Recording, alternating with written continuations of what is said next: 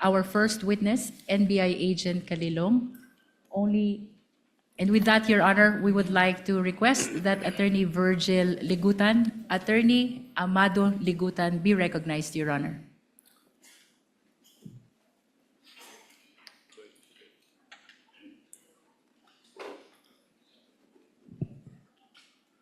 For the record, Attorney Ligutan will be representing the counsel for prosecutors, and on the part of the respondent, it will be Attorney Narvasa. That will be correct?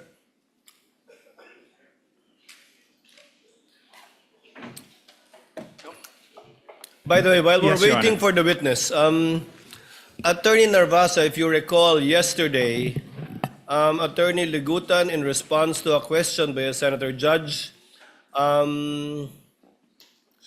gave a discussion, a peroration, if you will. Yesterday I said we will be giving counsel the same opportunity.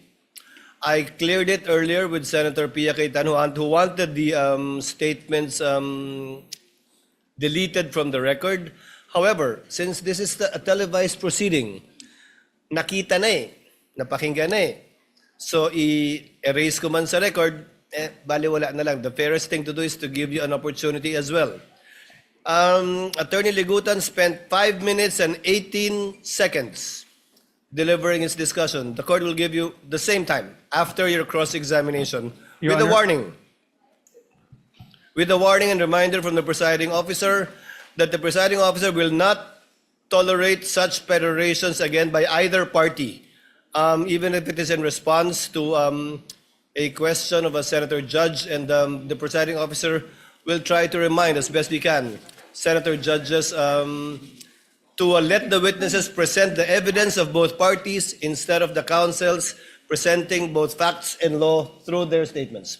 Senator Judge Cayetano, Alan. I'd like to thank the presiding officer for prudence, for wisdom in trying to resolve this issue. And I do understand that we are 24 people, all elected by the people, all wanting justice, all wanting a fair trial. Having said that, prudence dictates that we stop ourselves from asking certain questions that can prejudice the whole trial, whether or not our intention is to do so. So the problem is well stated by the presiding officer that if we simply delete from the record, mapapanood nyo na rin naman sa YouTube yung magandang discussion ng prosecution. So, on one sense, it is fair to give the defense a chance to answer. But on another sense, it's unfair. Why? Because whoever phrases the question, lamang na eh. Kasi yung question nga is, why is this an impeachable offense? So for example, if I was the one who stood up yesterday and I asked the prosecution, why is this a political vendetta? And why is the House not investigating the flood control instead of investigating the Vice President? That would be unfair. That would be unfair to the House. That would be unfair to everyone. So simply giving the prosecution the chance to answer that question I asked would be unfair to everyone. So I do not know the solution. I accept the solution of the presiding officer. Now, let's not tolerate any more questions like that. I agree with Senator P. I don't like being called out. But that's the role of the presiding officer and the Senate President. No. So, sana yun lang, no, na one, when we ask the questions, we'll make sure it doesn't prejudice the whole trial. Whatever we say here, may ma-accuse na lawyering for the prosecution or defense. Okay lang yun. Okay lang yun. Sa prayer nga kahapon, di ba? Basta't justice, bahala na magalit. Okay. But my last point, Mr. President, let's give the defense a little latitude in not only answering that question, but what you want to say. Because nga, the question is unfair. So if you're simply going to answer that question, then it won't solve the problem na nakapagsalita sila 5 minutes, kayo nakapagsalita. So we'll consider, personally, I'll consider the very eloquent answer yesterday as a sort of a closing. So same, personally lang, Mr. Presiding Officer, give the latitude to the defense na parang closing din. whatever, because they have affirmative defenses. And they did not push us to hear that. They went straight to trial. So dun din sa mga nagsasabi na delay sa dami ng objection, that's unfair. No? Let's give everyone latitude here. The same thing, I think, may konting ano sa internet na photocopies are not original and the council was simply citing, tama ba? A Supreme Court decision, no? And the rules of court. And the rules Your of Honor. court. So I'm just saying it's an emotional issue. So all of us will be hit, badgered, whatever. I think trabaho naman nung witness natin, bantayan yung internet. So as long as hindi foul, hindi threat. But having said that, Mr. President, let's give each other leeway, but only to the point that the trial will not disintegrate, di ba, into a political fiasco or circus. Thank you, Mr. President. The remarks of Senator Judge Alan Cayetano are noted. Senator Judge Pia Cayetano. Thank you, Mr. President. This will be brief. First of all, I'd just like to confirm that I acknowledge what the presiding officer said, that I agreed. Basically, I'm withdrawing my motion in the interest of fairness, because the delivery of justice is about fairness. So kung nakapagsalita nga ang prosecution with their closing statement, di pwede rin dapat mag-closing statement ang defense, no? So I am amenable to that. But very, very, very briefly, Mr. President, I'd like to put on record, why are we being strict about the rules? Why do I have to bother standing up? Well, because nothing in this world will run well without the rules. Now, my colleagues, the Senate is a basketball-loving Senate. Dami dito, hilig mag-basketball. Kung ako volleyball player, colleagues ko, basketball. I'll use basketball as an example. Will you have a decent basketball game if there's no rules? No, there's rules. That's why we stand up. And then sometimes, there are also opportunities to question the rules. That's also fine. But that's why we have to stand up and call the attention of the presiding officer when we feel that the rules are being violated. And we will continue to do so when we believe it is necessary in the interest of justice. Thank you, Mr. President. The remarks of the lady are noted. Since we are discussing housekeeping chores and matters, let the presiding officer continue with the same. The presiding officer will call for a break midway through in order to afford the parties 15 minutes to relax, go over their notes, and do their thing. In regard to senator judges or counsels for the parties who are not on deck, you're free to answer the call of nature in the least disruptive manner possible and return afterwards outside of the 15 minutes that we will be doing halfway through the proceedings. And finally, a request has been brought to the presiding officer to request as well the senator judges to lower the tone of conversational voices because I think where you're seated is an echo chamber. Naririnig sa iba't ibang sulok ng plenaryong ito yung mga sinasabi din ninyo at hindi rin nakakapag-concentrate yung ilan sa ating mga kasama na nakaupo sa paligiran ninyo. Just a reminder, and one last reminder before I recognize counsel for the respondent, Mr. Calilong, you will be testifying once again and will be undergoing cross-examination under the same oath Yes, Your that you Honor. took yesterday. Do you understand that? Yes, Your Honor. Thank you, counsel for respondent, Attorney Narvasa. If you're ready, you may proceed with your cross-examination. Your Honor, may I be allowed to approach a witness? You may do so. Thank you, Your counsel. Honor. Good afternoon, Mr. Calilong. Good afternoon, sir. During your direct examination, you testified that you were trained on photo and video authentication. Yes, sir. You said that you were trained for 2 weeks? Specific for photo and video, sir. Sir, my questions are answerable by yes or a no. Can you Yes, sir. please constrain yourself to these questions, unless I tell you, okay? Objection to that, Your Honor, please. And you got this training from can I Max. check to that? I have to Before make an counsel for objection. respondent proceeds, Counsel for the prosecutor, to let the presiding officer Your Honor. recognize you first. You are so recognized, sir. What is your objection? Thank you so much. Inasmuch as I would like to accommodate the defense that in asking the question that the witness is to be limited to a yes or no question, Your Honor, please. Unfortunately, Your Honor, please, that's not sanctioned in the rules. There's nothing in our rules that would allow a defense to constrain a witness, even on cross-examination, to answer the questions by a yes or no answer. It's not in the rules. So, Your Honor, please, we cannot constrain a witness to answering either a yes or a no. The witness should be able to qualify. The usual answer by the defense is that it could be handled by the prosecution on redirect. But that is not the case, Your Honor, please. So long as there is nothing in the rules that would allow the defense to constrain the witness to answer yes or no, the prosecution will vehemently object to that, Your Honor, The please. presiding officer May I, Your overrules Honor? the presiding officer overrules the objection. The counsel for prosecutors can make a continuing objection regarding this matter, but it is the position of the presiding officer that the witness is seasoned enough. According to his testimony yesterday, he has attended over, if I recall correctly, 30 hearings already. So he would know how to respond and to explain if the need would arise. And it's up for counsel for the responding default to strike out whatever answers that are not responsive to his question. Counsel for respondent may proceed. Thank We you. would abide, Your Honor, we would abide. Thank you, counsel for the prosecutors. And you testified that you got this training from MaxCore Interventures, Yes, correct? sir. And you said that the training you got from MaxCore Interventures was in digital forensics. Yes, sir. I have with me in Articles of Partnership of MaxCore Interventures Co. You see that it states that it is the Articles of Partnership of MaxCore Interventures Co.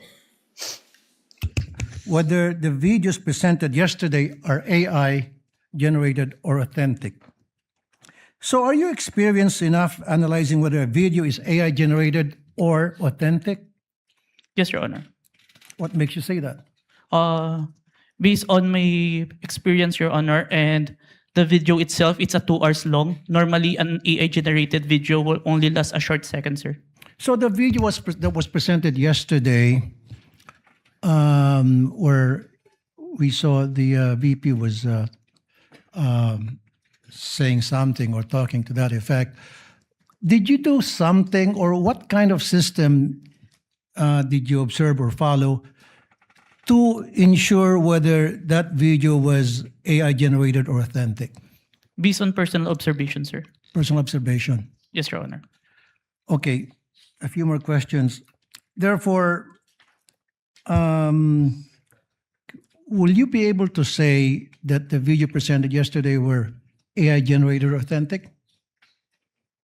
The video presented today is what it is being seen on the Facebook, sir. Okay. So, based on your affidavit, you mentioned that the NBI subpoenaed some members of the media who are participants of the online press con on November 23, 2024, right? Yes, Your Honor. And subsequently, you said that you questioned and investigated these persons regarding the conduct of that press con. So, based on what you gathered from your investigation, so I have a few questions, right? Yes, Your Honor. Who set up the press conference? Based on our interview, sir, it is the Office of the Vice President, sir. So, it wasn't spur of the moment? Press con? I can't confirm, sir, but it's the response of the media personnel that we interviewed. Okay, who invited the participants? If my memory serves me right, it's JC Kahinhinan, sir. Okay. Who is JC? Staff of the Office of the Vice President, sir. Okay. Who are the participants? And how many participants were there, if you can remember? As far as I remember, it's at least 40. 40. Okay. Were there mainstream media or anybody from the broadsheets at that time? There are, sir. There were. Yes, sir. Do you know how many? Approximately, give or take? We have the one that we have issued subpoena, sir. At least 6, sir. 6. Okay. What was the reach of the video on that very day? Like how many views on that very day, and then a few days later? Were you able to observe that?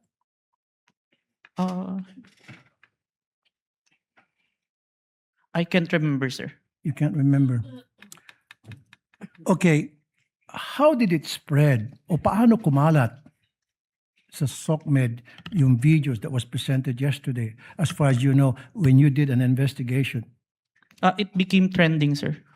It became trending. And my last question is, kasi in-establish dito is inciting to sedition on top of yung sa sinasabing grave threat. Ano yung mga comments na napansin mo doon sa video? Can you give us an example? One of the comments, because on the video November 23, there were mentioned about people power when asked a question by Princess Maui. And the Vice President agreed, and ang laban ay wala sa EDSA, nasa Malacanang, and there are responses from the comments, but it's not documented. That is agreeing, sir.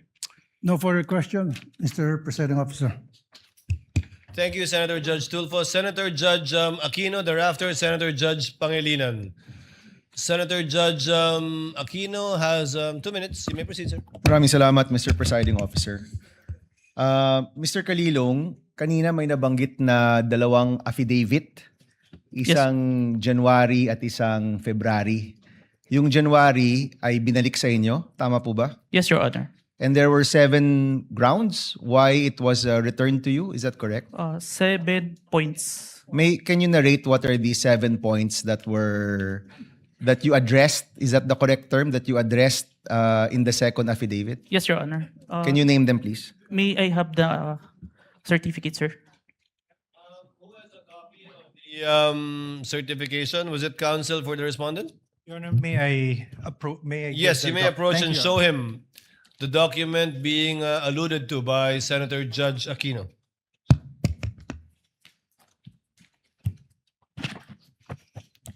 Note 1. There is no affidavit of the person who recorded the video entitled BP November 23 Presscon at Batasan through open broadcast Super Studio and in turn stored in the DVD. Number 2. The press briefing conducted on October 18, 2024 was not recorded and or stored in DVD, and there was no TSN of the said briefing and the necessary affidavit of the person taking the TSN. Number 3, Annex I and K DVD with markings NBI-CCN-C-24-12436-2 and NBI-CCN-C-24-12436-2 were not accompanied by an affidavit of the recorder and the TSN. Number 4, Annex L did not indicate who made the TSN. There was also no affidavit of the person who made the TSN. Number 5, the affidavit of what Patricia Morales mentioned that she stored the footage in a USB and submitted to the NBI. However, there was no USB attached to the complaint. Only DVD was attached. There was no detail regarding the content of this DVD. Number 6, only the minutes of meeting with several personalities and representatives from various media outfits were submitted. Although the minutes were signed, there was no individual affidavit executed regarding to the contents of the said minutes. Number 7, one of the elements of crime of grave threat is that the offender threatens another with the infliction upon the latter's person, honor, and property, or upon that of the latter's family, or if the wrong amounting into a crime. In the instant complaint, only the NBI executed an affidavit and there was no participation on the part of the offended party, as it appears in the NBI is not the offended party of the crime of grave threat. Okay, so nakuha mo yung nag-submit kayo, yan yung binalik sa inyo, and then you did your best to correct all those items, is that correct? Yes, Your Honor. Okay, the first 6 are technical, no? Yes, Your Yung Honor. panghuli is a matter of who is the offended party. Yes, Your Honor. Hindi nyo na-correct yan? Uh, Or nung binalik ninyo, it was accepted already by the DOJ. Is that correct? There is an explanation, Your Honor, that was included in the letter of the former director, Judge Jaime Santiago, sir. Okay. and- Wherein yeah, go ahead. in the filing for preliminary investigation, it is not required for the victim to execute an complaint affidavit. Yan yung sir. sagot ng NBI. Yes, Your Honor. And once you submitted, it was accepted by the DOJ. Yes, Your Honor, and we received a certification, Your Honor, that our evidence is enough for preliminary investigation, sir. Okay, yun na yung second response to the second affidavit that you provided. Yes, Your Honor. Okay. May mga nabanggit dun sa mga statements tungkol sa hitman, no? Sa totoo lang, yung presensya ng hitman, mabigat yon. So, let me ask, are you the one who investigated just the video or did you also investigate the presence of the hitman that was being mentioned in the videos of the Vice President? I was only tasked for the video, sir. Okay, may I direct this to the prosecution? Will you be presenting other witnesses that will pertain to this alleged hitman? As to the alleged hitman, Your Honor, please. Yes. Yes. So kayo, Mr. Kalilong, hindi kayo nag-imbestiga niyan. Wala kayong alam tungkol dun sa presensya ng hitman. Yes, Your Honor. Okay. Mr. President, I will refrain from my questions and wait for the witness pertaining to the hitman. Maraming salamat. Noted and entered into records, Senator Judge Pangilinan, thereafter Senator Judge Ontiveros, and then Senator Judge Villanueva. Thank you, Order Ms. that they Thank raise their you. hands. You have 2 minutes. Thank you, Mr. Pangilinan. Presiding Officer. The question is to the witness. Kanina tinanong sa iyo ng Defense Counsel or Counsel for the Respondents na kung ikaw ay abogado. Ang sagot mo hindi. Yes, sir. Ikaw ba degree holder? Yes, Your Honor. Ano ang degree? Bachelor of Science in Accountancy, Bachelor of Science in Accounting Technology, and I'm a certified public accountant, sir. So you're a certified public accountant. Yes, Your Honor. Kahapon, tinanong ko sa iyo yung training. No? Kasi nabanggit mo, nagkaroon ka ng mga training. Ang nabanggit mo kahapon, 2 weeks ng training. Yes, Your Honor. Pero on what matter? Only on photo and video authentication, sir. Okay. Meron pa bang ibang training na ikaw ay you went through bilang expert or competent witness sa usapin ng digital technology, cybersecurity, online training? Meron ba? Yes, Your Honor. Anong mga ito? I mentioned that I have a training in Certified Computer Hacking Forensic Investigator. I have a training in Computer Forensic, Mobile Forensic, and Photo and Video Authentication training. I have also training in cybercrime investigation. We also undergone a 480 hours training on cybersecurity and a training before we start the bureau. We have undergone the NBI Academy, which teach us all the aspects in investigation, sir. Okay, and siguro last question. Ang training na ito, puro local ba o meron ding training sa ibang bansa? I have an international, sir, recently. Ano yan? It's a training in Strasbourg. Okay. The name of the training is...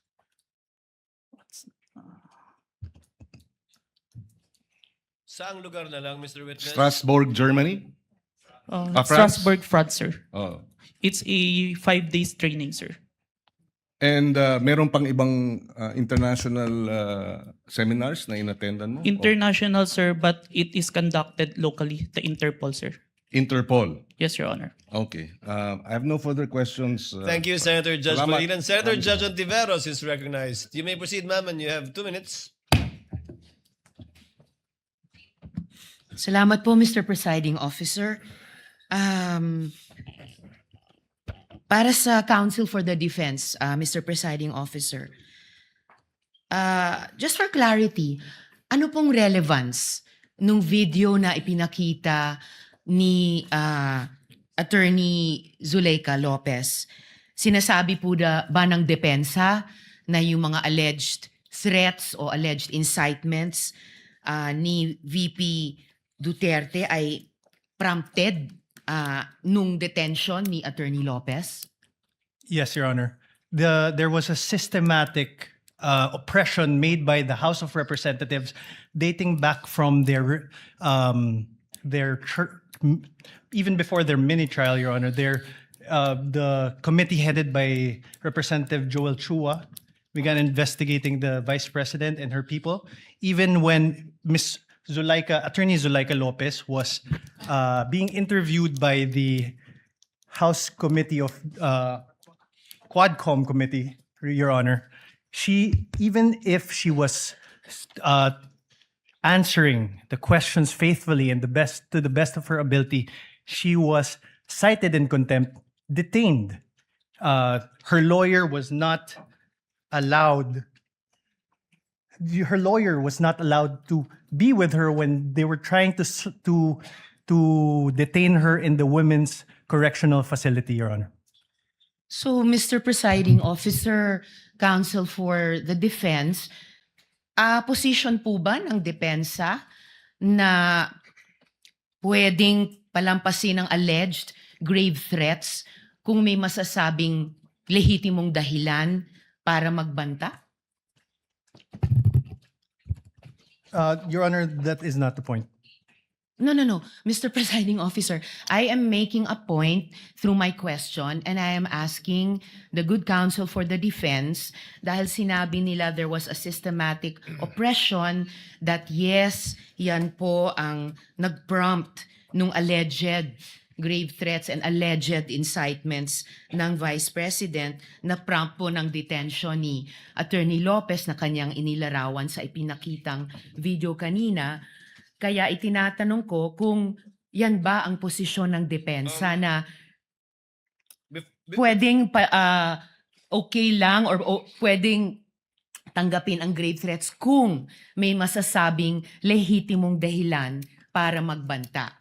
Yes, Your Honor. Before counsel Yes, for Mr. Presiding responded answers, although he already answered in the affirmative, Your Honor, I was just referring to before. would like to remind the senator judges to be cautious in making counsels for either party make conclusions of law and fact instead of presenting evidence through a witness they will present or through direct, cross, redirect, or recross. Because if he answers Senator Judge Ontiveros, that would effectively place on record a conclusion of fact and law, not drawn from a witness, which they can very well do so during their closing remarks.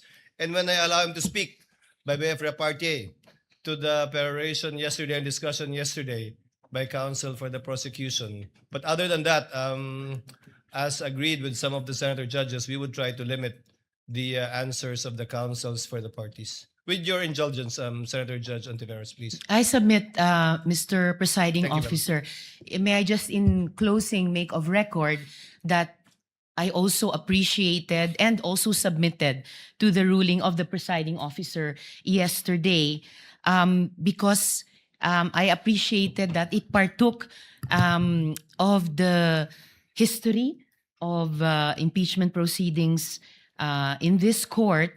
Pinag-aralan ko rin po ng maigi ang mga nakaraang mga impeachment trials at di hamak na pati noon naging liberal ang pagpapahintulot nila sa mga katanungan ng mga senator judges para lang mas maliwanagan ang iba't ibang punto. So I again thank the good presiding officer and again reiterate my submission to his ruling and thank the good counsel for the defense for his response. We thank Senator Ontiveros for her you. indulgence and understanding. Senator Villanueva.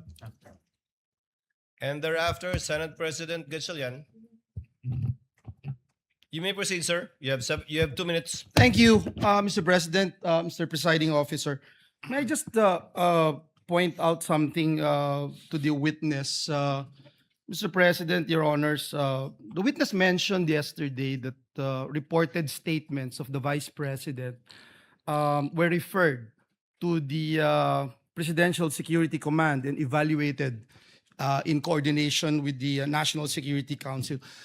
Just to assist the court in evaluating the relevance and weight of the government security response in determining whether the respondent the respondent's conduct constitutes an impeachable offense. May we know from the witness could the witness explain yung threats po ba, how threats against the president are ordinarily assessed by the government? Kasi dito yung lumalabas yung pag-weigh natin whether or not meron bang bigat yung threat o ito'y ordinaryong threat na nangyayari sa pang-araw-araw nating buhay. Specifically, Mr. Witness, what factors are taken into account in evaluating a reported threat and in determining appropriate measures?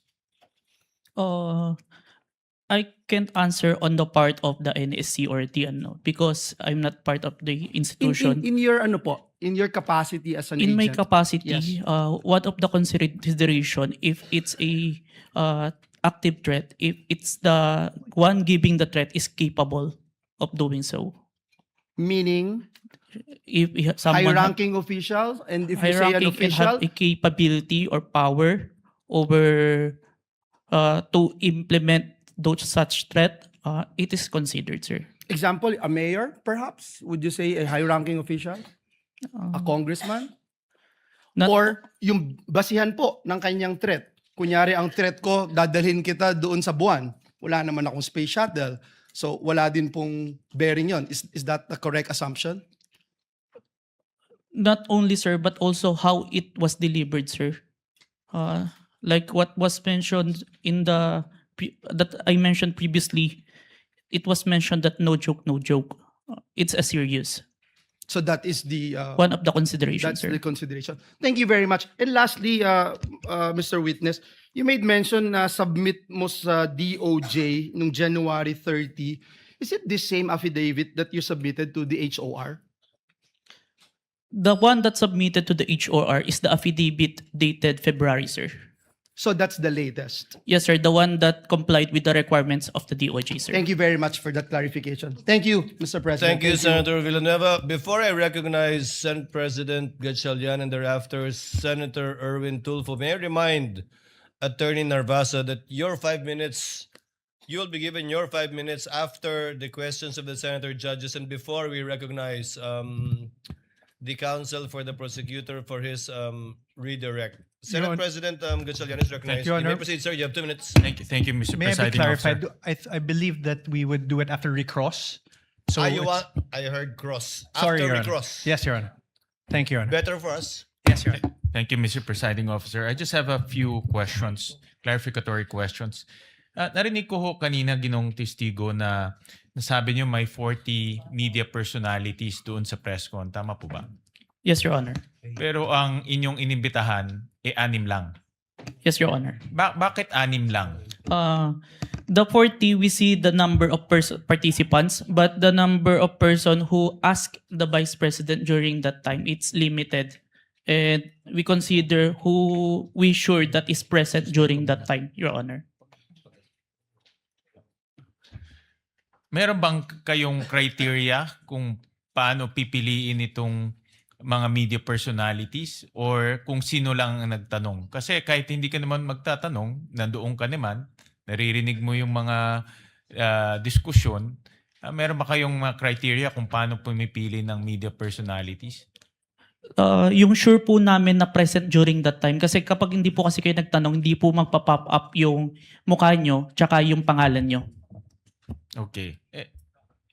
At itong mga 6 na sinupinan ninyo, ano yung kanyang common statement na ibinigay?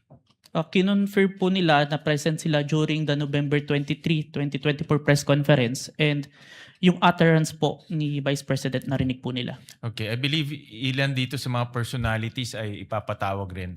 So tatalon ako sa ibang topic. Nakita ko kanina itong tungkol sa MaxCore Interventures at nakita ko kanina pinakita yung Articles of Incorporation. Mukha siyang supplier ng equipment. Ngayon, nasabi rin na doon ka nag-training for 2 weeks. Sino nagbayad ng training?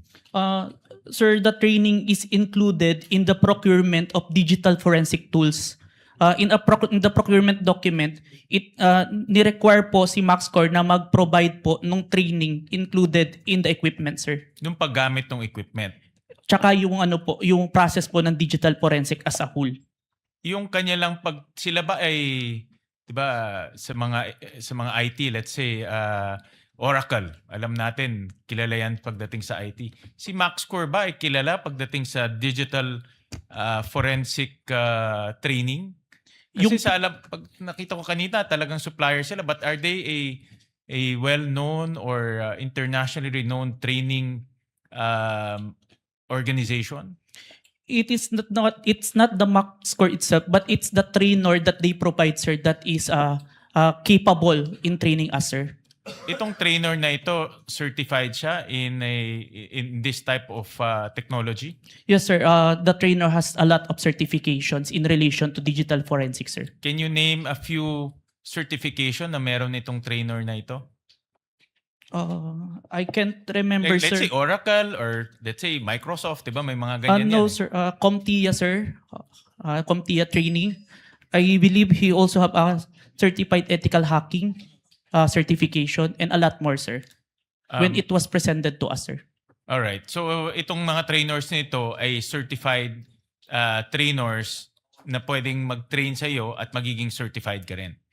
Yes, sir. Initial na akong certificate, sir. Lastly, Mr. Presiding Officer, after training, nakakuha ka ba ng certification na katulad sa kanila? No, sir. But that certification that I was trained by them, sir. Pero ikaw mismo, are you certified I have- to do forensic examinations for your purpose and responsibility? I have a certification, sir. I am a certified computer hacking forensic investigator, sir. Itong forensic analysis, meron kang for this purpose, itong pinag-uusapan natin. The computer, the authentication, sir, part? Or as a whole, sir? As a whole. I have a certification in computer hacking, sir, specific. But I have trainings in relation to the... Iba yung hacking eh. Yung pinag-uusapan natin, forensic examination ng video, forensic examination ng mga ganitong bagay. Meron kang certification doon? I have certificate, sir. All right. Thank you, Mr. Presiding Officer. Senator Judge Erwin Tulfo, thereafter Senator Judge Marcos. You may proceed, sir. You have 2 minutes. Maraming salamat, Mr. Chair, Mr. Presiding Officer. Ang katanungan ko po ay para sa ating testigo. Batid ko po na sa ilalim ng Republic Act 10867, sa ilalim po ng Section 4, ang kapangyarihan po ng inyong ahensya na mag-imbestiga kapag ng mga krimen, partikular na tulad ng mga banta sa buhay ng Pangulo, ikalawang Pangulo, Senate President, Speaker of the House, at Chief Justice. Tama po yun. Yes, Your Honor. Kahit na lalo pat pag ito ay may kaugnayan sa national security. Tama po? Yes, Your Honor. Pero ang tanong ko po, ang pagsasampa po ba ng kaso, nasa mandato rin po ba ng NBI na magsampa ng kaso doon sa mga tao na nagbanta sa buhay ng Pangulo, ikalawang Pangulo, Senate President, Speaker of the House, Chief Justice? Is it automatic or kailangan mag-request sila sa inyo? Matic ba yung pagsasampa ng kaso doon sa nagbanta? In this case, is it automatic or wala lang, kasama sa mandato niyo to file charges dahil binantaan mo Pangulo o si Vice Presidente kung sino mang yang 4 na matataas na opisyal natin or 5 matataas na opisyal natin? Ang basis namin doon, Your Honor, is yung primary objective namin to investigate cases to the threat to the President, Vice President, Senate President, Supreme Court. And if we found that the evidence is enough that there is a crime committed, we will file a case because that's the output of our investigation, sir. Kahit po ba na hindi yung biktima, in this case yung Pangulo, biktima ng threat, kahit na hindi siya nagreklamo, automatic po yun? Kahit na hindi siya nagreklamo sa inyo? Yes, Your Honor. Okay. Hindi nyo na siya kailangan tanungin pa na, Sir, gusto nyo po bang kasuhan namin ito? Wala nang gano'n. You will never ask. Sabihin natin, hindi lang Pangulo, Vice Presidente. Nangyari din sa Vice Presidente o sa Speaker of the House. sa Senate President o sa Chief Justice. Hindi nyo naman lang siya afford to ask him like, Sir, will you go to the process? Kasi magpa-file ka po ng mga affidavit. This is a long process, etc. Kahit na Pangulo ka po, may pipirmahan ka mga affidavit. Is it automatic, Mr. Witness? We submitted it, sir, even without a complaint in the for preliminary investigation, sir. No further questions, Mr. President. Thank you, Senator Judge Erwin Tulfo. Senator Judge Marcos is recognized. You may proceed, ma'am, and you have 2 minutes. Yes, maraming salamat. Mahal na namumuna. Hihingi lang po ako ng dokumento para mas madali nating sundan ang mga pangyayari. Nalilito lahat pagkat wala po kaming papel. At ang nabigay sa amin, eto, Annex FFFGGG. Nalilito po kami kung alin dito yung mga papel. Kung maaari kaming bigyan, unang-una, yung unang tinutukoy, the first affidavit of investigation dated January 30, alleging grave threats inciting to sedition ng NBI. Ikalawa, yung napasok na yata sa record, pero nais rin namin bilang Senator Judge na magkaroon ng kopya ng DOJ certification signed by Prosecutor Bandung February 5 na nagbigay ng 7 grounds na insufficient for preliminary investigation. Ikatlo, yung naibigay na. Ito klaro to, naibigay po ni Mavic at ng iba pang staff natin.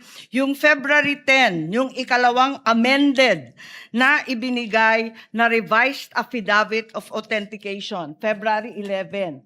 Ngunit sabi ni Testigo Kalilong na merong kasama ito na wala rito sa record natin at sana maibigay si Senator Judge, ito yung sulat kasama nung second revised affidavit of authentication. Ito naman yung sinasabing sulat ni Santiago K.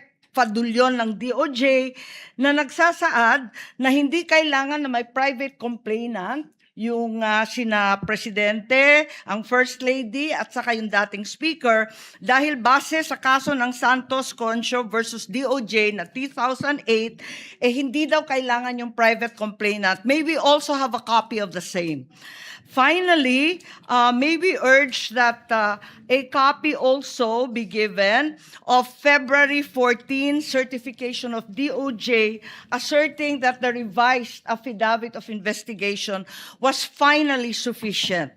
Nais lang namin na makita yon at alamin yung investigation data, huling-huli, nung March 7, almost a month after the submission of the affidavit of authentication, kasi halos 1 buwan bago utusan na magkaroon ng investigation data form. Sana may kopya rin tayo noon. To respond to Senator Judge Marcos, what the court has copies of are the pre-marked documents that the parties pre-marked during pre-trial, but not documents that have not yet been pre-marked.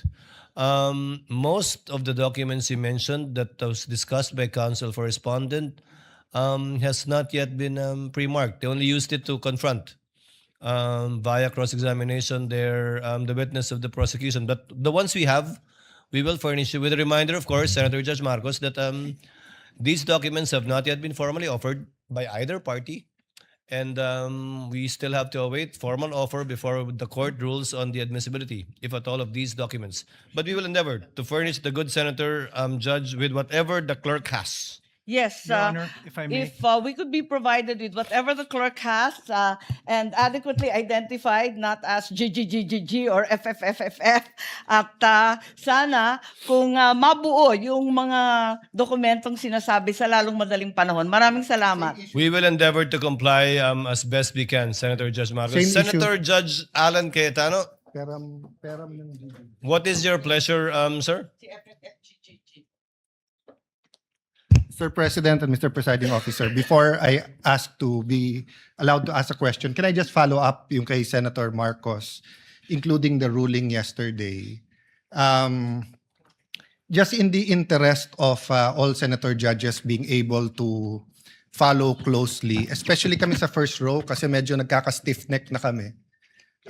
Mahirap tignan yung TV, so baka dun sa Maglalagay harap. na po kami ng TV Yes. sa harap ng And lamesa I ng don't know, counsel for parties. I think all of us own a iPad or a tablet. I don't know what the solution is, but if the secretariat or the clerk of court, the office of the clerk of court can work with our staff. Just to give you an example for today, no? If you look at the impeachment complaint on page 19, for example, it says that the affidavit we're looking for kanina, footnote number 72, is this one. In the impeachment complaint, no? It's found on Annex G. Okay. So this is Annex G. If you look at Annex G, it is a certification, not an affidavit. Okay. So where do you find the affidavit mentioned in the impeachment complaint? You actually find it in volume 14, Annex FFFFFFFF-GGGGGGGGG. So before I can even say that, That's FFFFFF to GGGGGG. yes. So even before we finish saying that, Your Honor, Mr. Presiding Judge, medyo mahirap. To further complicate, the annexes when delivered to us was labeled annexes. And then when it was pre-marked, iba na yung marking. That is correct. Okay. So to clarify, I'm not asking both the prosecution and defense to give us any documents in advance that will prejudice their presentation or the rebuttal. I do understand that it has to be offered, but to speed things up and to make sure we understand, in the same manner that they're asking the witness to examine it, maybe we can be given a copy to examine at the same time, whether digital or actual copy. I don't want to impose upon them to print 24 copies. But again, anyway, it's Wednesday. We have Thursday, Friday, Saturday, Sunday for our staff and the clerk of court to meet. I think we already have a solution for you, Senator Judge Cayetano, as well as for Senator Judge Marcos. We will be furnishing the parties either via soft copy to your respective iPads or laptops, or we will enter their official emails as well. Kayo na po mag-print ng hard copy. Ng list of evidences as marked, as pre-marked by the prosecution na ipe-present for Article 4. And we will do this by article. Okay. However, insofar as I said, the documents presented by the counsel for respondent, these have not yet been pre-marked. But I don't think there's anything wrong with asking for a copy from the counsel for respondent. On that point, for our guidance, whether or not the same will be offered without prejudice to respond to counsel for respondent, deciding on whether or not they will offer it at the appropriate time. On that point, Mr. Presiding Officer, even if it's pre-marked, if it will prejudice their presentation, I don't mind it be given in real time. And same, no? If it's being used on cross or recross on rebuttal, and hindi to na pre-mark, as long as real time, para lang we can process it. If not, we have to review afterwards, and it messes up our preparation for the hearing the next day. No? Is that possible for the parties once the roles are reversed? May I get a response from the counsel for respondent? Your Honor, first we'll clarify everything that was showed today was pre-marked by the respondent. That's not my understanding, because the DOJ letter you pre-marked is different from the DOJ letter that we have pre-marked. But we'll verify. So everything was pre-marked? Yes, Your Honor. But you presented a document that was not pre-marked either by the prosecution or the defense. Walang marking eh.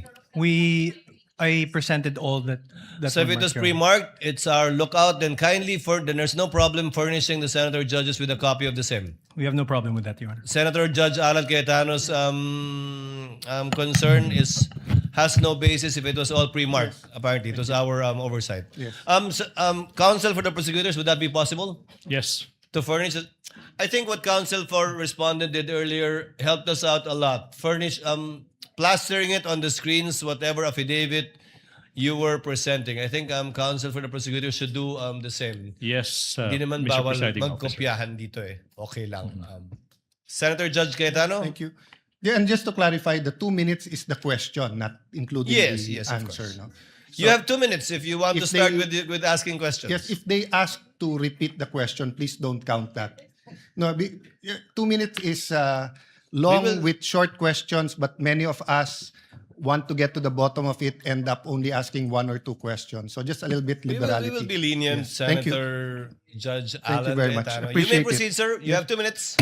A question for the witness, and maybe to put all of us in check, I don't mind if any of the counsel says na medyo hindi maayos yung question. I mean, given what happened yesterday and today, and there are questions that could prejudice the case either way.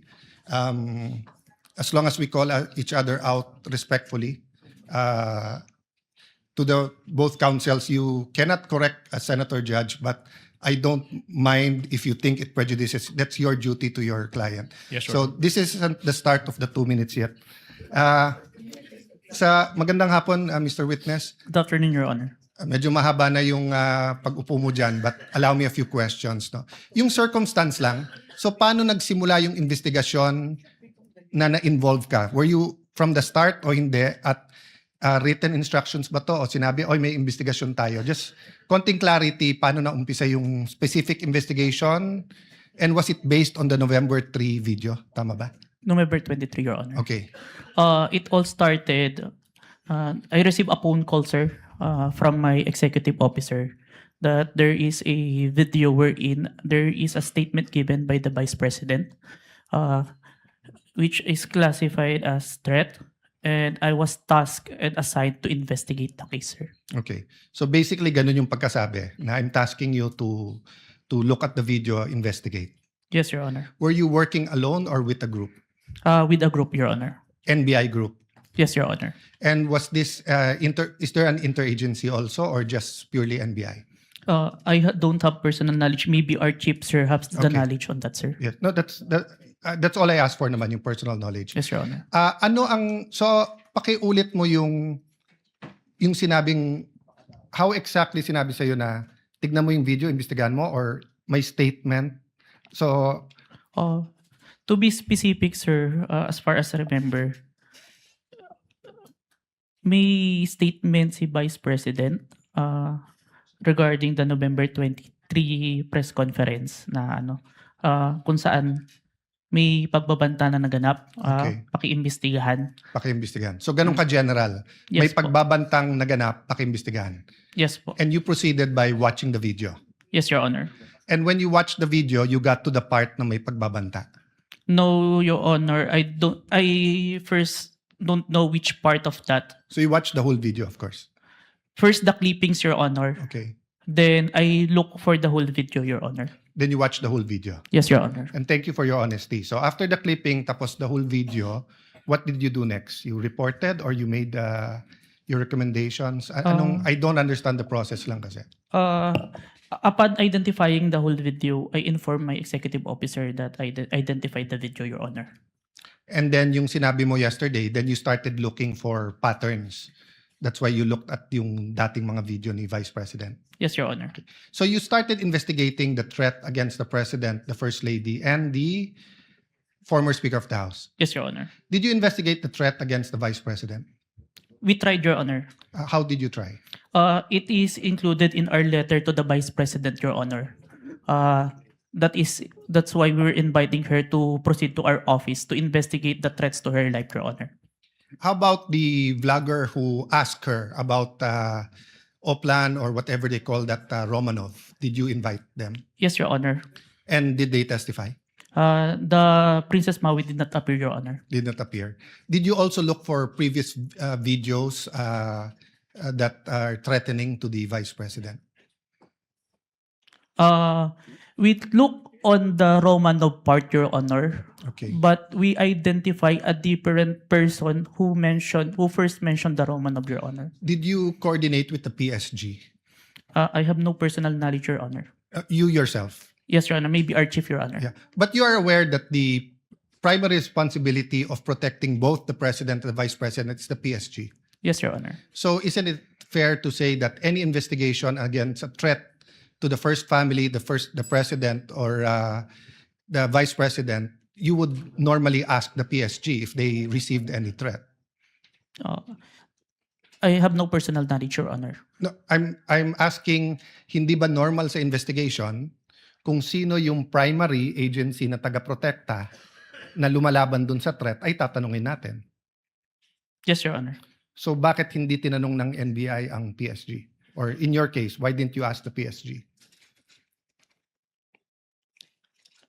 Maybe it can be answered by Chief, Your Honor. No, I'm not. I will ask your chief also. I'm asking you, when they said, look at this, you looked at other videos, you tried to get Princess Maui, you tried to get the vice president, but you didn't contact the PSG for the first lady, for the president, and for all you know, the PSG will tell you right there and there, the threat is real, or the PSG will say, politika lang yan. Diba? Both the vice president and the president are protected by the PSG. So why wasn't so nakalimutan lang or wala sa procedure nyo or Your Honor, there is already a statement from the National Security Council, Your Honor, that it is an active threat, Your Honor. That's why we start investigation. yes, and the primary group that will know if it's an active threat is the PSG. So if this was the United States, it will be the Secret Service. So whether the FBI or the CIA, state troopers, the federal marshals, kung sino man mag-iimbestiga, parati nilang tatanungin yung Secret Service. So I'm just curious why we did not ask the PSG input. Kindly wind up, Senator Cayetano. Senator Okay. Judge Cayetano. So my last question is, how did you characterize the threat of the Vice President to the President? Given that ang exact words niya, huwag kang mag-alala ma'am sa security ko kasi may kinausap na akong tao, sinabi ko sa kanya, kapag pinatay ako. So that'll be fair to you and not vague, no? Did that phrase, kapag pinatay ako, have any bearing in your investigation? Yes, Your Honor. And what was that bearing or thoughts in your mind? First of all po, dun sa statement, may nakausap na po. It already took place before pa yung mangyari yung meeting. And nung Excuse me, condition, I'm not talking about yung may kinausap Apo. na para pumatay. Ang sinasabi ko, yung sinabi niya na pag pinatay ako. yes, Your Honor. How did that affect your investigation? There is a condition na kapag pinatay siya. But as we can see, it's only applicable if there is only two parties.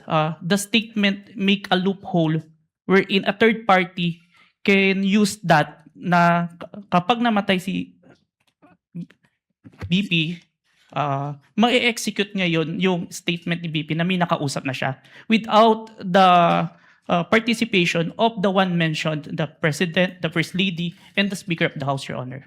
That's fair. But what I'm saying is that in your reports, did you characterize it as a conditional threat?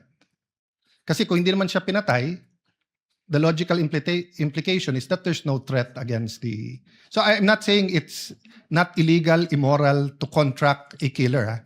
I'm just trying to follow the logic na pag sinabi kong pakukulong kita, Mr. Witness, pag nagsinungaling ka under oath, then it's actually not a threat. It's a legal... I'm just telling you the law, di ba? Pero pag sinabi kong pag hindi ka sumunod sa akin, anuin kita. So that's my last question lang. So how did you characterize that? It wasn't a conditional in your mind because may kinausap na? Even with or without, sir, it's still considered a threat as long as the I person... have no doubt there. I'm just asking, is it a conditional threat?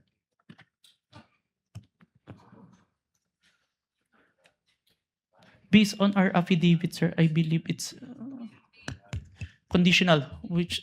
Based in your affidavit. Affidavit. But your initial assessment, yung personal mo as an investigator, this is an investigation of the whole NBI, but yung personal mo. The threat is absolute, sir. Okay. Thank you, Mr. President. Thank you. Thank you, Senator Judge Cayetano. Yeah. We now proceed. Senator Judge Padilla is recognized. Maraming salamat po. Thereafter, Senator Judge Zubiri. Maraming salamat Senator Judge po. Padilla, you have 2 minutes. Opo. Nais ko lamang po magtanong sa ating saksi. Ginoong saksi, kanina po kasi habang nagkakaroon ng pagdinig, ako po'y laging iistorbo. Dahil tuwing may itatanong, mag-o-object, medyo magulo po eh. Pwede po bang sagutin po ninyo ako dahil noong pong February 5, ang sabi po dito ay insufficient po yung na hindi dapat makarating na sa preliminary investigation. Tama po ba? February 5 po yon. May certification, sir. Yes po. Opo. Tapos nung February 14, naging sufficient na for conduct of preliminary investigation. Nasagot po ba yung 7 na sinabi dito na para, ang sinasabi po kasi dito nung February 5, merong 7 na kulang. I believe so, sir. That's why we have received a certification, sir. Ayun. Kasi po, parang narinig ko kanina, hindi po naibigay yung original copy nung sinagawang interview kay Vice President Sara Duterte. Yung original po na kopya, kung sino po yung nag-record. Wala po kayong affidavit? Meron po ba kayong affidavit na nakuha nyo? Yes, sir. Ako po yung ang inire-request po ng DOJ dyan is affidavit po nung nag-screen record, which is my affidavit, Your Honor. Meron po siyang affidavit? Ako, sir. Ako po yung nag-execute, sir. Hindi po yung mismong tao? Yes po. Ang hinihingi po kasi ni DOJ is kung sino yung nag-screen record through OBS, sir. Hindi po yung mismong tao? Yes, Your Honor. Kayo lang po yung nag-affidavit? Yes, Your Honor. Pero meron po kayong pagkakataon ba na nakausap niyo yung tao at nagbigay siya ng affidavit? May I clarify, Your Honor, if sinong tao yung tinutukoy? Yung nag-record po? Ako po yung nag-record through OBS, sir. Hindi po. Yung mismong nag-record po kay Inday sa Vice President. Nakausap niyo po ba? Yung raw file po. Kasi napakahalaga po nun. Kasi doon po natin malalaman kung original ba o hindi. The video itself, sir, is publicly available. That's why I performed the recording, sir. Opo. Pakisagot na lang po, mahal na saksi, kung nakuha niyo po ba yung original. Yung original, hindi po yung galing sa internet. The original, no, sir. Yun lamang po. Maraming salamat po. Thank you, Senator Judge Padilla. Senator Judge Zubiri, you are recognized, sir. You have 2 minutes. Maraming salamat to our presiding officer.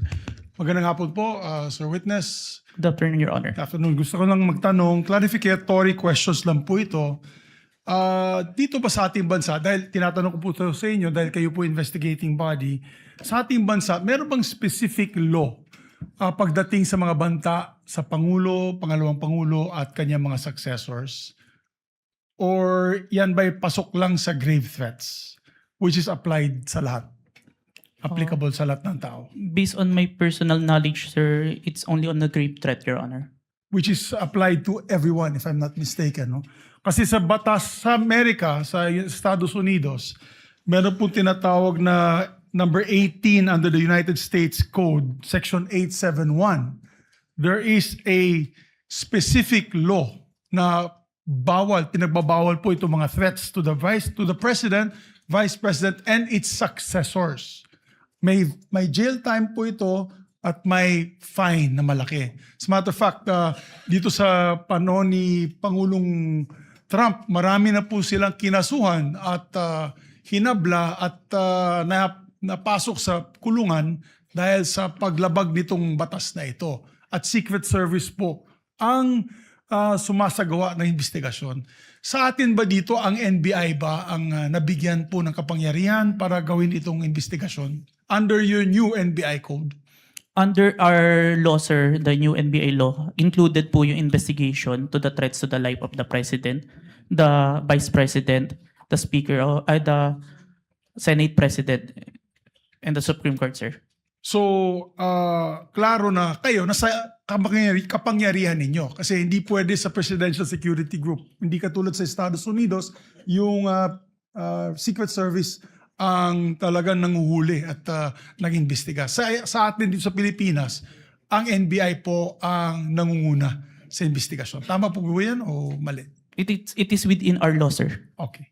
And this is just food for thought because not only are we senator judges, we're also legislators. It may be time that we also craft a law that will be specific on threats made to the president, vice president, and its successors, meaning the Senate president, the Speaker of the House, and the Supreme Court Chief Justice.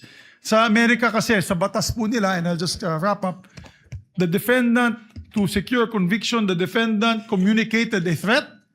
The defendant understood and intended the statement as a true threat. Di po niya sinabi, joke only in the end. And pangatlo, the defendant knowingly and willfully makes the threat. So just food for thought as legislators as well. So maraming salamat po, Mr. President. Thank you, Senator Judge Zubiri. We now proceed to where we left off. I believe that was the redirect of the counsel for the prosecutor. Just out of curiosity, without any pressure, because I promised I would declare a break somewhere in between, depending on how long your direct and recross would be. I can call the break after the recross and the statement of the counsel for respondent, so that we break on a good point before we call on the last witness for today.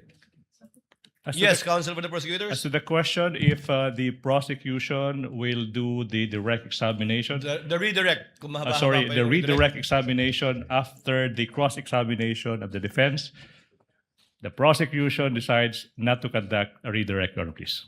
Thank you, counsel for the prosecutor. Counsel for the respondent, do you want to begin to utilize your time now?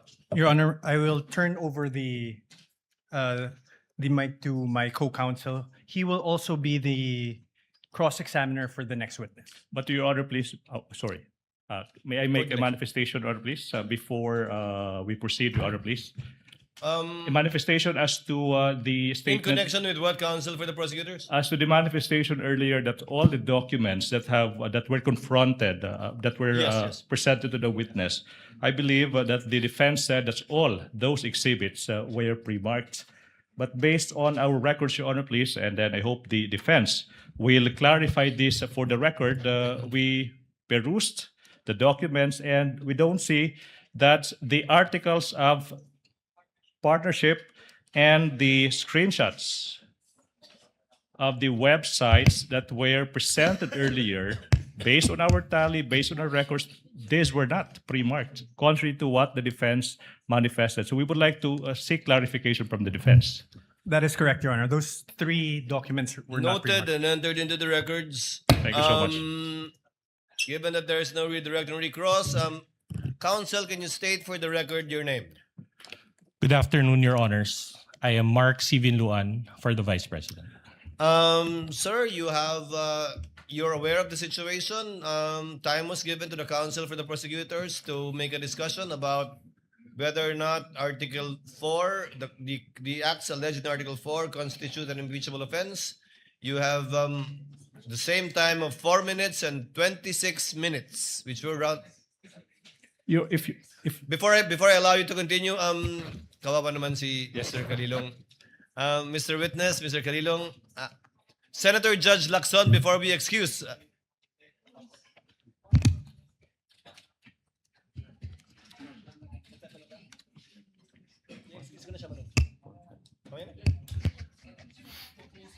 Senator Judge Soto is recognized. Sir, what is your pleasure, sir?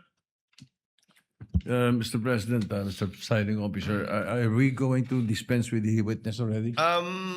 Unless you have questions. I believe Senator Lacson has questions to the witness. So not yet. Well, it's a simple question. The gentleman You're may proceed. familiar. Thank you very much. You're familiar with the internet, of course. Yes, Your Honor. Have you noticed that lately all the AI-generated videos have a caption saying AI-generated? Yes, Your Honor. Kaya pag walang nakalagay na AI-generated, siguradong hindi AI-generated? Not Yes, Your exactly. Honor. Today, Your Honor. Yes, lately, no? Lately, Your Honor. Lahat nakalagay. Pag AI-generated, nakalagay AI-generated and Meta does not allow it. Right? They allowed it, but there is a AI info part. Correct. On Let's the say post. there is a manifestation Yes, That Your it's Honor. It AI is generated. explicitly mentioned that AI. So you're aware of that? Yes, Your Honor. Thank you. That's it. Senator Judge Lacson, you likewise have 2 minutes, sir. You may proceed. Thank you, Mr. Presiding Officer, Mr. Senate President. I have questions para sa ating testigo. Since you are presented here as an expert witness, alam nyo, nagkusort din ako sa digital forensics expert para lang makonvince sa sarili ko. No, my first question is, in this day and age of artificial intelligence, no, will you agree with me na it is almost impossible to distinguish an AI-generated video from the original? It Almost is- impossible. Yes, Your Honor. It is hard, Your Honor. Yeah, very hard, di ba? Very difficult. So kasi ito, impeachment trial, ano? Kasi sa court, ginagamit talaga yung expert testimony ng digital or computer forensics expert. Now, you may or may not answer this question kung classified, ano? Gusto ko lang malaman, ano ba yung digital forensic tools na ginagamit din sa NBI? Currently, I'm not familiar. But during the time na nandun po ako sa Digital Forensic Laboratory Division, meron kaming NCASE Forensic, Celebrite, and Amped Authenticate, sir. Amped Authenticate, sir. Ang balita ko, yung AMP5 or AMP Authenticate, di ba? Amped Authenticate, sir. Ito yung ginagamit ninyo. Ito, capable ito na magsagawa ng reverse image, a photo or video, di ba? Yes, Your Honor. Okay. Ito ba yung ginamit mo? For this part, Your Honor, the OBS only, Your Honor. Bakit hindi nyo ginamit ito? The duration is too large, Your Honor, the 2 hours. And the Amped Authenticate can only detect if there is a inconsistent FPS, Your Honor. Yeah, kaya ako tinanong yon dahil una-una maraming para mag-adhere na magamit sa korte, no? Likewise sa impeachment court. May mga requirements, di ba? Sinabi mo kasi meron kayong open source, di ba? Yes, Pero Your Honor. ang pinaka-importante yung chain of custody, of course, yung provenance. Yes, Your Honor.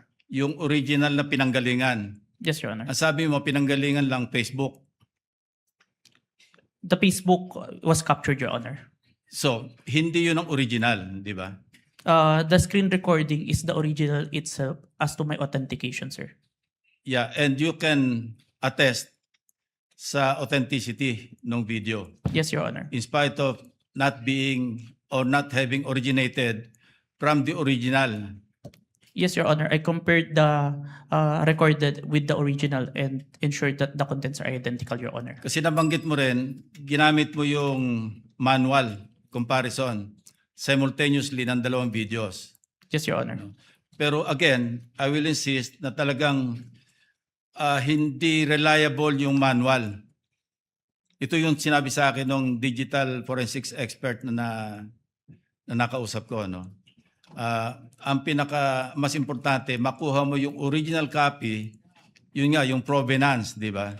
Para talagang, tapos masundan mo yung sa analysis, gagamitan mo ng tools para malaman mo na talagang authentic yung video. Of course, I'm not here to question the authenticity. I just want to be assured dahil sabi ko nga kanina, pagka sa artificial intelligence, napakahirap talaga. Almost impossible to distinguish it from the original video or yung source.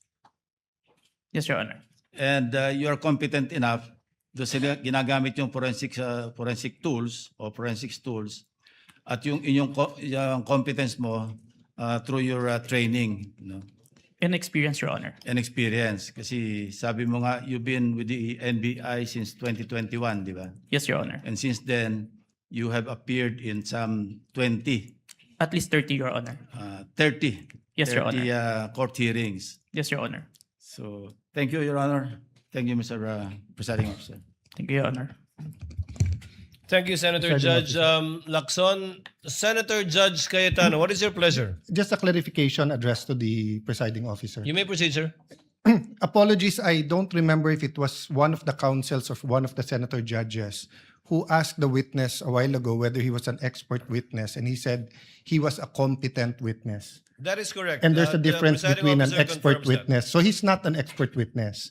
He's an competent witness. That is correct, Your Honor. So that will have bearing because whether or not an AI video can be produced without an AI has to be testified by an expert witness.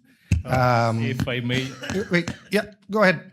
If I That may- doesn't mean, I don't think you'll disagree with my second statement. That doesn't mean that this witness is not competent to testify on that. Second point, I just like to clarify for the record, my understanding of watching the video is that it was on StreamYard, then a link was shared sa Facebook. Yes, Your Honor. So if that's the case, Mr. Presiding Officer, the original video is with StreamYard, not with Facebook, or are both original? It's Zoom, Your Honor. Zoom? Yes, Your Honor. I was informed StreamYard, but just for the record, so that later on when we review everything, someone testified to it. Duly noted. Yeah, thank you. Duly noted and entered into records. Mr. Vinluan, you have your 4 minutes and 26 seconds, but we cannot use the seconds in our timer, so just look at the clock, sir, please. Your Honor, please. Before we... Yes, Mr. Kalilong, you are excused, sir. Thank you, Your Honor. And thank you for your time and cooperation with this impeachment court. Thank you Thank so you, Your much, Honor. NBI Senior Agent John Mark Calilong. Thank you so much. Hold on, Mr. Kalilong. Yes, Senator Judge Padilla. What is your pleasure, sir? Ginoong tagapamahala ng hukumang ito, nais ko lamang po sana hingin ang mga credentials ng ating saksi kung paano po lahat ng kanyang certification, lahat, upang mapatunayan po natin lahat na It's ready. To it earlier, but kindly respond to the question of Senator Judge Padilla, Mr. Witness. I have here, sir, my certifications during the time of my investigation, Your Honor. Can you, mahaba ba? I can read, Your Honor. Mahaba ba? Hindi. ibigay na lang po siguro sa Kindly atin. just submit it to us. Yes, please. Opo, Yes, submit Your na lang po. Thank you, Your Honor. If that is okay with Senator Judge Padilla. Thank you, sir. Mr. Kalilong, you are excused, sir, and thank you for your time and cooperation with the impeachment court. Thank you, Your Honor. The presiding officer will just wait for the witness to leave the premises before recognizing Attorney Binon. Okay,